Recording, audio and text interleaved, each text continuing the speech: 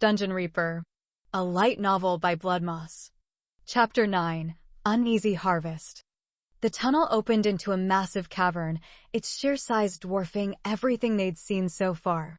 At the center of the chamber lay the queen ant, an enormous, grotesque creature with a bulbous, pulsating abdomen.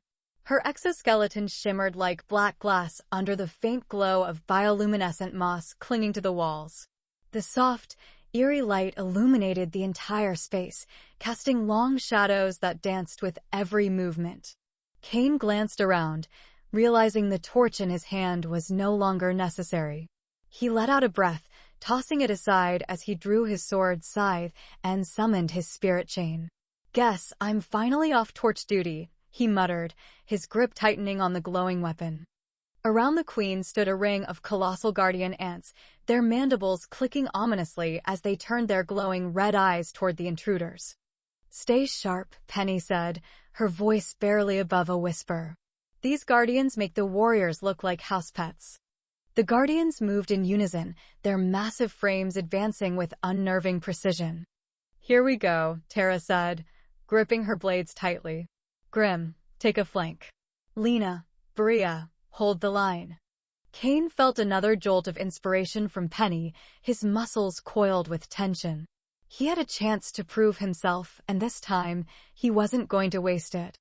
The first guardian lunged, mandibles snapping with a sickening crunch.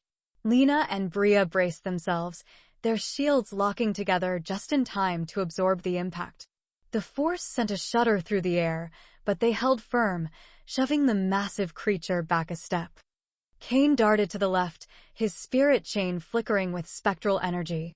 "Let's see if I can pull this off," he muttered. With a burst of focus, he infused the chain with draining grasp, the weapon shimmering as it became ethereal. The guardian nearest him reared back, its mandibles wide. Cain swung his chain in a wide arc, the weapon slicing through the air like a living serpent. The glowing links passed through the guardian's body, their energy pulling its strength away. The massive creature staggered, its movement sluggish as Cain felt raw power surge into his own limbs. "Yes!" Cain shouted, exhilaration building as he swung again, catching two more guardians in the chain's sweeping arc. Each one faltered as the ethereal weapon passed through and drained their vitality, their once mighty forms collapsing under their own weight. "Don't stop," Tara yelled, dispatching another guardian with a clean strike to its head. Cain didn't need the reminder. The power flooding through him was intoxicating, making his movements faster and sharper. With a roar, he brought his long sword down on a weakened guardian, the weapon slicing through its carapace and splitting the creature in half. Green ichor splattered across the cavern floor as the ant crumpled. His instinct was to revel in the triumph, to cheer for the sheer strength coursing through his veins, but he forced himself to stay focused. "Not this time," he thought, gripping the chain tightly as he turned to face the next wave. Across the chamber, Bria blocked another guardian's charge, her shield trembling under the impact. Lena was beside her in an instant, slamming her own shield into the creature's side and forcing it back. "You good?" Lena asked, her voice tight with effort. Still standing, Bria replied, blood trickling from a fresh wound on her arm. Lena placed a glowing hand on Bria's injury, the wound knitting just enough to keep her in the fight. Penny darted through the chaos, her daggers flashing as she targeted the weak points in another guardian's exoskeleton. "We need to get to the queen," she called out, her strikes precise, but unable to do enough damage to end the fight quickly. The queen emitted a low, resonating hum, and the remaining guardians froze before surging forward in a desperate, erratic frenzy. "She's controlling them," Penny shouted, her movements becoming more frantic as the psychic influence made her limbs feel heavy. Cain felt the queen's mental pressure like a claw scraping at his skull, but he gritted his teeth and pushed through it. "Focus her," he called out, his voice steadier than he felt. He turned his attention to the queen, his spirit chain flickering with renewed energy. Swinging it in another wide arc, he aimed to clear a path, draining the strength of any guardians in his way. Each swing made him stronger, his confidence growing as he pushed forward. Penny reached the queen first, her daggers striking at the soft joints beneath the massive creature's abdomen. "Cain, now," she yelled. With a surge of power, Cain changed the spirit chain into a second sword and plunged both into the queen's exposed side, the weapons cutting deep as one sharpened edge split the carapace and the other draining energy. The queen let out a final, deafening screech, her pulsating abdomen twitching violently before she collapsed. The remaining guardians froze for a moment before collapsing in unison, their psychic connection severed. The ground began to rumble, and Cain steadied himself, the glowing moss on the walls dimming. "It's starting," Tara said grimly. "The dungeon's collapsing." Penny wiped her daggers clean on a scrap of fabric from her pack, her breathing steady despite the intensity of the fight. "We've got some time. Let's regroup and move." Tara and Cain exchanged a glance, the unspoken weight of the souls they'd sensed earlier hanging between them. "Go ahead," Tara said to the group. "Cain and I will catch up after I give him a private lesson on how to maintain his demeanor during combat." The three women winced at once, not knowing how Tara would perform her private lesson, but not wanting anything to do with it. Penny nodded. "Don't go easy on him.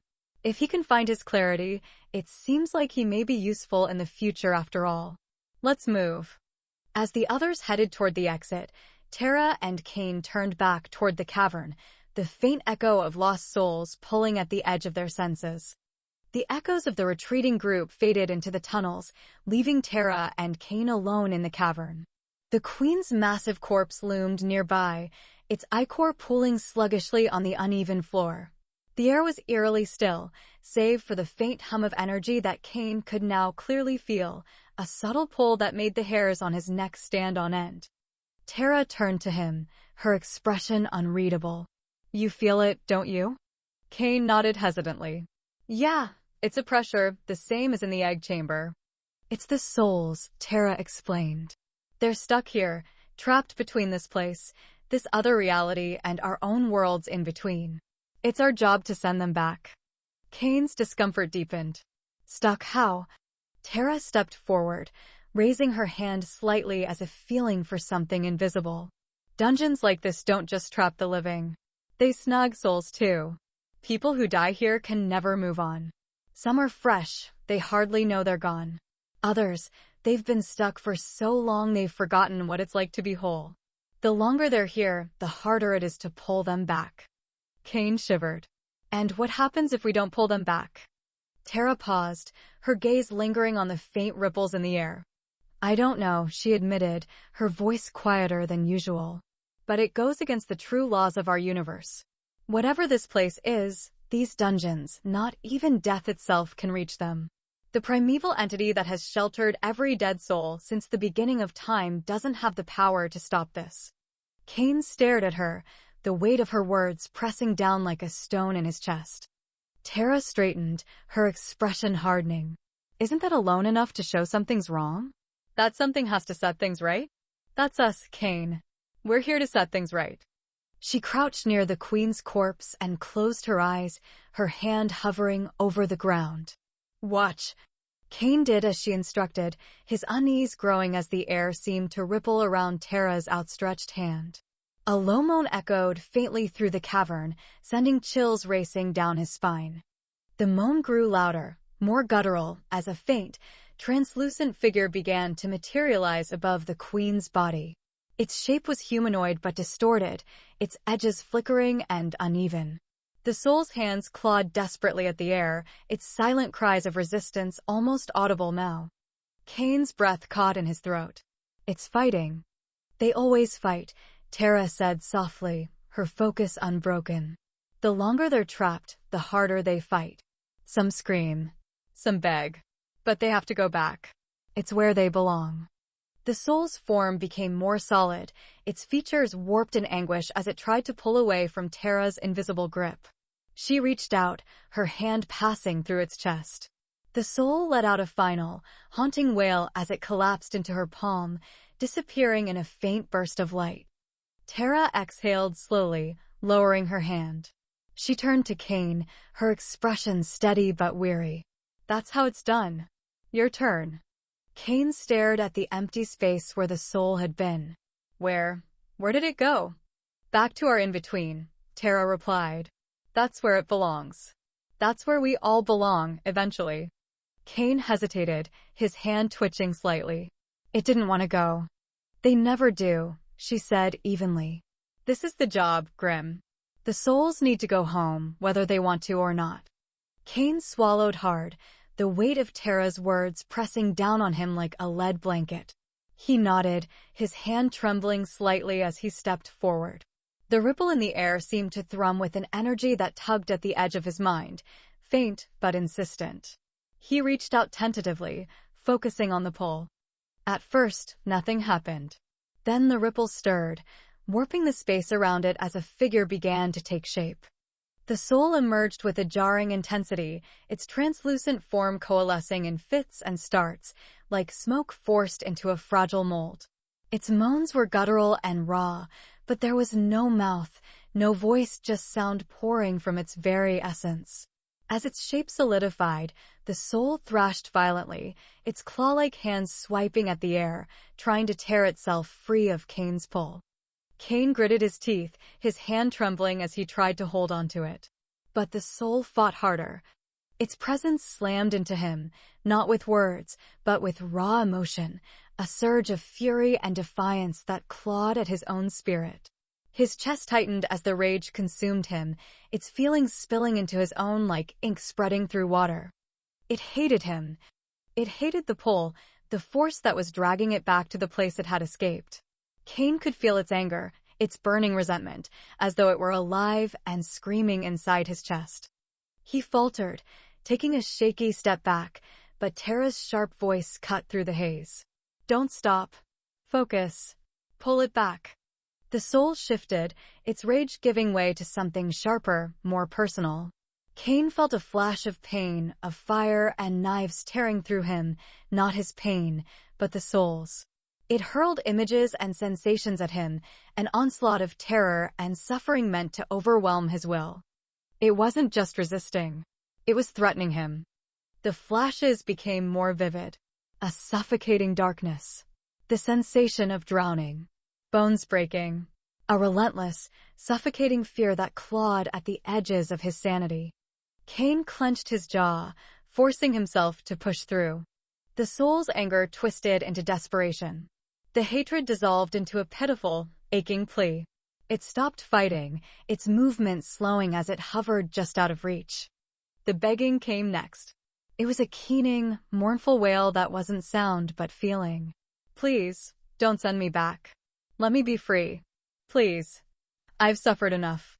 The desperation clawed at him, made him hesitate for the briefest moment. But he didn't stop. The soul shuddered, its form flickering as though it might vanish entirely. Cain pulled harder, his focus unwavering. The soul let out one final, heart-wrenching cry before it went still, its defiance and pleas extinguished in the weight of its exhaustion. Cain felt it then, a connection deep within him. The in-between stirred in his mind, its dulled colors and oppressive stillness flooding his senses. It wasn't just a memory. It was part of him, a place that lived inside his very essence. This is where the soul belonged. With a steadying breath, Cain gave the faintest nudge, his will guiding the lost soul toward that place. The ripples around it stilled, and the soul collapsed into his palm, disappearing in a soft pulse of light. That's it, Tara said softly, her voice breaking the silence. You sent it home. Cain turned to her, his expression conflicted. It begged me. It didn't want to go. For a moment, he stood frozen, his chest heaving. The cavern felt too small, the air too thin, as his mind wrestled with what he had just done. The world around him rushed back, sharper and brighter than before. A wave of euphoria surged through him, filling every inch of his body with warmth and power. It was intoxicating, like a rush of pure life energy coursing through his veins. Cain clenched his fists, feeling the power coursing through him. Suddenly, it no longer mattered how he felt. He had a purpose now. The sensation hit Cain like a bolt of lightning. A rush of energy surged through him, raw and overwhelming. The energy settled, a warm, intoxicating sensation that pulsed through his veins. He felt stronger, sharper, his mind clearer than it had been in days.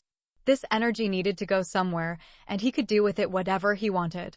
It could make him stronger, faster, tougher.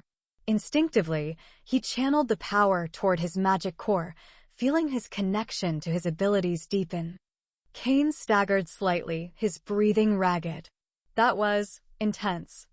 Tara watched him closely, a faint smile tugging at the corner of her lips. It always is. But you handled it. Not bad for your first try. Cain straightened, his expression conflicted. I don't know if I'm ready to say this feels right. It's not about right or wrong, Tara said, turning toward the egg chamber. It's about doing what needs to be done. The souls have to go back.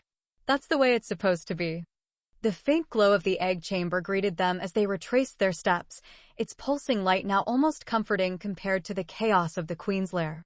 The eerie stillness of the room pressed in around them, but Cain felt something else, a faint tug in the air, familiar now after his first reaping. They're here, Tara said quietly, her eyes scanning the chamber. Cain nodded, the sensation sharper this time. 3 of them. Tara moved to the center of the room, the soft crunch of her boots on the resin-coated floor the only sound. I'll take the first one. Watch closely, you'll need to handle the rest. Cain stood back, his pulse quickening as Tara raised her hand. Her focus was immediate, her presence commanding as she drew the first soul from the air. It appeared with less resistance than the one in the Queen's chamber, its translucent form rippling like water, disturbed by a gentle breeze. The soul's faint wail was cut short as Tara reached out, her hand passing through its chest. The motion was fluid, efficient, and almost kind. The soul dissolved into her palm without a struggle, the ripple of its passing fading as quickly as it came. Tara turned to Cain, her expression calm but expectant. Your turn. You know how it feels now. Trust that. Cain stepped forward, the pull of the remaining souls almost guiding his movements. His hand trembled as he reached out, but this time the soul emerged faster, its form more defined. It struggled weakly, its resistance faint compared to the one before. The connection to the in-between came easier now. Cain felt its stillness, its muted presence, and with a steadying breath, he guided the soul back. The rush of power that followed was just as intoxicating as before, though this time it felt easier, more natural. He flexed his fingers, the surge of energy settling into him like a second heartbeat. All right, he murmured, turning toward the third soul. One more. This one fought harder, its form thrashing as it clawed at the air. Cain gritted his teeth, his focus unwavering as he pulled it closer. The cries of desperation and fear echoed in his mind, but they were muted now, drowned out by the growing confidence in his abilities. When the final soul collapsed into his hand, the euphoria surged through him like a tidal wave, undeniable and all-encompassing. But this time, Cain understood it for what it was: death's reward. This was how a reaper grew stronger, how their connection to the in-between fueled their very existence. The sensation wasn't just intoxicating, it was purposeful. Cain could feel the energy coursing through him, raw and malleable, waiting to be directed. He closed his eyes, focusing inward. The future he envisioned for himself became clearer in that moment, a path of mastery, of wielding power with precision and purpose. He guided the energy toward his magic, feeling it flow into his core like water filling a vessel. His solar plexus seemed to hum, the sensation vivid and tangible. It was as if the small glass inside him, once half full, now held just a little more. Cain didn't need to check his aid stats to know the result. The connection was too natural, too instinctive. His magic prowess had climbed to 59, and the strength of that realization sent a small shiver of satisfaction through him. He exhaled slowly, steadying himself as the lingering rush began to fade. This wasn't just about power, it was about potential, about the choices he now knew he could make. And for the first time, Cain felt like he wasn't just fumbling in the dark. He was learning to grow. Tara watched him carefully, a faint smile tugging at her lips. You're starting to get it, she said, her tone somewhere between approval and caution. Cain nodded, his chest rising and falling with steady breaths. I don't know if I'll ever be comfortable with this, but I can't deny, it feels right. Good, Tara replied, turning toward the tunnel. Hold on to that. Let's go. The tunnel felt longer on the way back, the rumbling beneath their feet a constant reminder of the dungeon's slow collapse. When they finally reached the gate, the rest of the group was already waiting, their expressions shifting to relief as Tara and Cain emerged. Thought you got lost in there, Grim, Penny said, her smirk a mix of teasing and genuine concern. Cain rolled his shoulders, feigning nonchalance. Just cataloging more reasons to avoid ants. Add colossal queens and dog-sized guardians to the list. Lena chuckled, Bria giving him a weary thumbs up as she leaned against her sister. Penny's gaze lingered on Cain for a moment before she turned toward the gate. All right, let's get out of here. This place gives me the creeps. The group stepped through the shimmering blue portal one by one, the faint hum of the collapsing dungeon growing fainter behind them. As Cain stepped through, he paused, glancing back at the fading cavern. His grip on his spirit chain tightened slightly as a quiet resolve settled over him. The last time he'd entered a dungeon, he hadn't come back alive. This time, he hadn't just survived. He was growing. With a steady breath, he stepped through the gate, the sensation of the dungeon fading away as he rejoined his team on the other side.